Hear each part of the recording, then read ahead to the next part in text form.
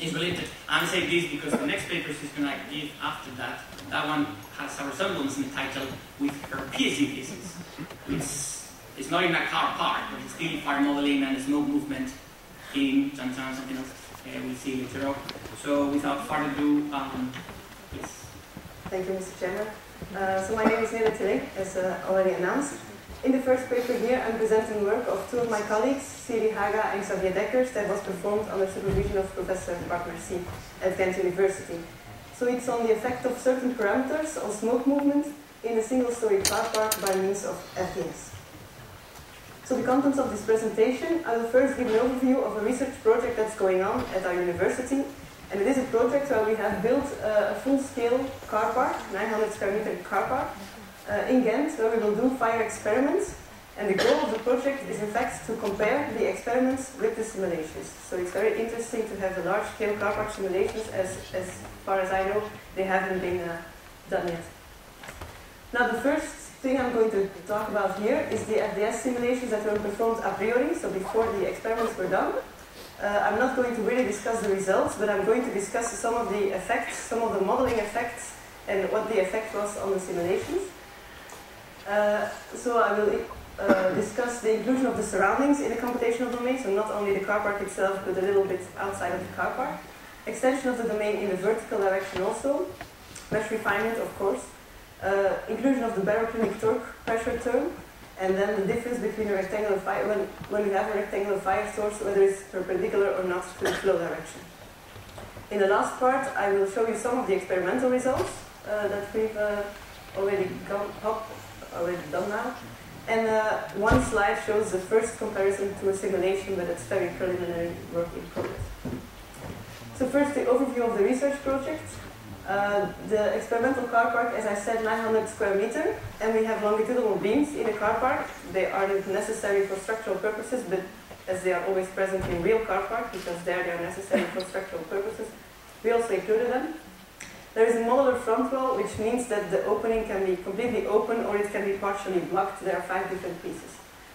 The fire source is a hexane pool fire that can be changed in a range between 200 kilowatt and 4 megawatt, representing a real car, the last one, 4 megawatt. We also did some tests with real cars on fire that were provided to us by the fire department.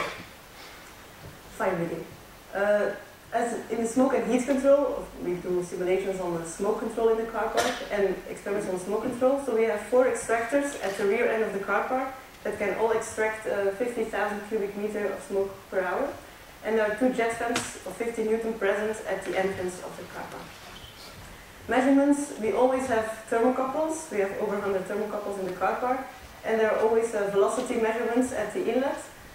In some experiments, but not always, we also have cameras placed, a luminance meter, and other video detection devices. So there's many detection things going on. Some images. Here on the top side, you see the opening completely open, the front opening, but it can also be blocked. And you can see here the beams present. Here you have the top view. This is the ceiling of the car park, and here are the 4 smoke extraction vents at the end of the car park. Now on the right hand side, you see 2 fires. This one is a 4 megawatt fire, so that's how a 4 megawatt heptane fire looks like. Here is a Volvo car burning. In this experiment, the passenger seat, which is on the right-hand side, because it's a Belgian car, was on fire, so they had placed a wood grip there. The window at the driver's seat was open, and the rear window was also open, because that was the condition that we got the car. So these are some of the pictures. Now, for the simulations, as I said, we've done some study on some of the effects in the simulations. The setup is, in fact, exactly the same as the experiments, of course. So it's the same dimensions, the same heat release rates, the same extraction rates, as good as possible, exactly the same.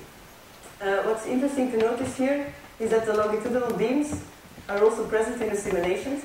This might seem like a detail, but in fact it's not, because the smoke can really be contained within these beams, and so it gives a very different view on the smoke pattern in the car park when the beams are present. So it's very important to include them in the simulations. I also want to draw attention to the fact that this shelter is standing here. Why is this here? It's because our heptane devices are all stored in there. We need them for the experiments, so they are stored in this shelter. And I want to attract your attention here because it's not very visible in the next slides, but it's really important that you know it's there. The rest are simulation settings, but I'm not going to go too much in detail. You can read them in the paper. So first, the inclusion of the surroundings. So on the left-hand side, you see a simulation of just the car park itself, with the front opening open. On the right-hand side, you see that the surroundings are included. So here is an extra part included. The shelter is not very visible, but it is there. And also the domain was excluded in the vertical direction. Also on the back of the car park, you see some extension of the domain. Now what you see is that the shelter here is of course an obstruction for the incoming airflow there. So because of the obstruction, the velocities here will be lower and the smoke will have more back layering to the entrance of the car park. So it's, in this case, definitely it's very important to include the surroundings because they also have an effect here on the smoke pattern. If we obstruct parts of the entrance, of course we have the same effect, even more pronounced if we close a larger part of the car park. And that's a very important finding also, that if you close a part of the car park, then you can increase the extraction rate as high as you want. You will never be able to get rid of this back layering here. That's one of the very important results that we're going to get in this project.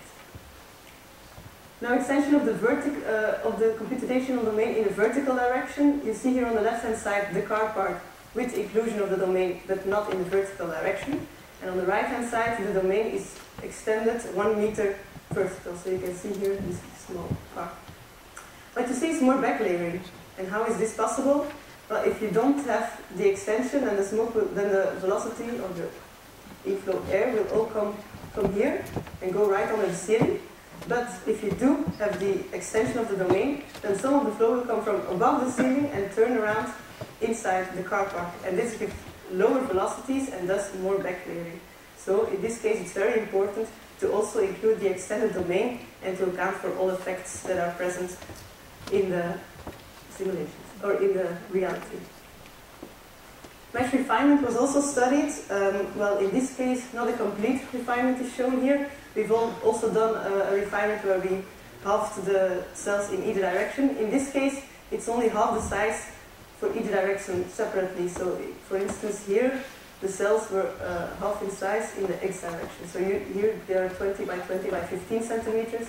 Here they are 10 by 20 by 15 centimeters. What you see is the biggest difference is here, when the cells are half size in the y direction. So you see that if the cell size is changed in the direction where the action takes place, this has the most influence. But in this case, we must take a look at the fact that now we have cells that are no longer cubic and not even more or less cubic. They are really rectangular, which is in fact not very good in simulations. And if we go even smaller sizes, I'm not showing it here, but halving the size of the cells in each direction, then again we get a similar pattern to this. So it's important to use more or less cubic cells and not rectangular cells. Inclusion of the baroclinic torque. This is something that has to do with the turbulence modeling, and that is included in FDS. In the version that was used here, 5.4, it can be turned on or turned off. In the newest version, FDS automatically checks, I believe, whether or not it should be included. The difference here between inclusion or not is very small. So in this case, it doesn't really have an effect to include this baroclinic torque pressure term. The orientation of the fire source. You see here a rectangular fire. Usually we have a square fire, 3 meter by 3 meter. But in this case, only one of the two boxes was used, so 1.5 by 3 meter. And in this case, the short side is near the entrance. Here, the long side is near the entrance. You see a very small difference, but I don't think it's really worth mentioning. The difference is very, very small on the back layering in the car. So these are some of the CFD settings discussed. So you see it's very important to really think about which settings to use in CFD or how to model things, because it can really make a big difference if you choose to or not to include something different. So then some of the experimental results that we've gotten so far. So first I will show you some repeatability of the experiments. So you see 2 campaigns have been done, campaign 1, campaign 2. And there's a comparison here between the temperature fields. So you see all thermocouples displayed here with the temperature. It's an average over a steady state time of the experiment. So when the steady state was reached, and then the temperatures of the thermocouples were averaged over a period of time. Now there are 2 campaigns done on completely different dates, so the surrounding atmospheric conditions were a little different. There were different wind conditions, different outside temperature. And although you can see some local differences in temperature, for instance the temperature here is a little lower than it is there, you can see that the overall image is qualitatively, they are very well represented by each other, so they are very in good agreement, the 2 experimental campaigns. So all of the experiments have been done twice at least to be able to check the repeatability of that. Again, here you see a picture. It's well, if you have the previous one, then these are all the lines you see in the next picture.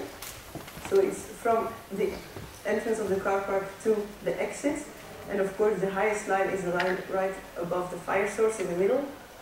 These ones are the lines next to the fire source, and the other 2 lines, the lowest ones, are the ones near the walls. This is for one of the campaigns. I will only show 3 of these now, together with the 3 similar lines on the other test, and then you get this view. So you see that the difference between the 2 experiments is within the error bars of the experiment itself. So at least in this case we have a very good